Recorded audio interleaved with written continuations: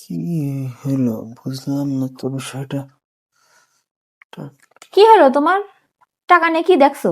দেখো তো টাকাটা কোনো সমস্যা কিনা, বাজার করে সমস্যা দেখি আমার দিয়েছি। কাছে দাও তো। কি সমস্যা দেখি? এটা কি কি তোমার কি নকল বলে মনে হচ্ছে? দেখো তো কি, আমি তো বুঝতে পারছি না টাকাটা।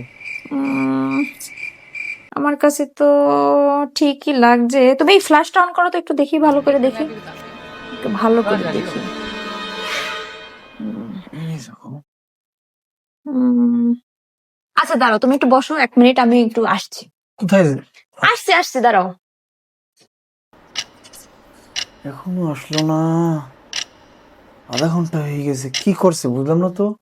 এই চলে এসেছি। ও চলে আসছো? হ্যাঁ চলে বাহ, এসেছি।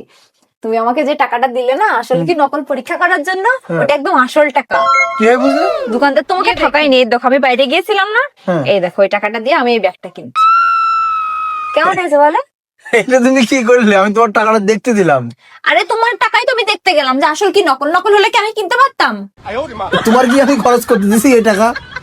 আমি তো আসল কি নকল পরীক্ষা করার জন্য একটা জিনিস কিনে নিয়ে আসলাম, না হলে আমি কি করে বুঝতাম যে আসল কি নকল? তুমি না একদম বোকা আসো। যাও তো, উপকারই করবো না আর। আমার, আমি ওর টাকাটা দেখতে দিলাম, কত উপকার তোমার করলো। আর আমি কোনো উপকার করবো না, যাও। তোমার বাবা আর এত উপকার করা লাগবে না, তুমি অনেক বড় উপকার করেছো।